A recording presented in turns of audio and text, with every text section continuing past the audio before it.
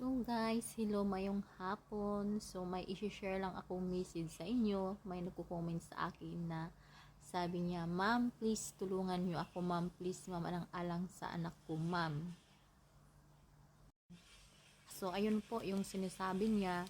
So ang sasabihin ko din sa iyo, sir, sorry po kasi wala pa akong sinasahod sa Facebook. Malayo pa tos bito ka, sir.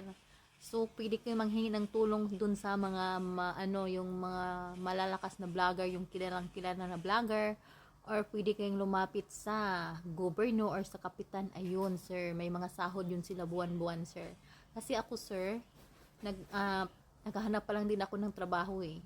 So, kumbaga, so dapat pala pag nag-asawa ka, kailangan maghanda ka kasi syempre wa man ta kabalo sa panahon nga unsay mahitabo sa anak na ay kwarta na makuha dayon para gamiton. So ako nga, sir, tumandang dalaga na lang sa kakatrabaho, sir, kasi alam ko, inisip ko yung mag-asawa hindi talaga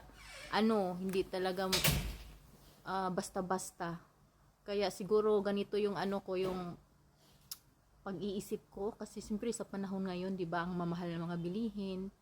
So dapat ganun. So dapat kayo pag nag-aasawa kayo, iisipin yung kinabukasan ng anak niyo. Huwag kayo basta-basta na umano na lang yung ito, mag-asawa na ako kasi ito ganun. Isipin yung kinabukasan.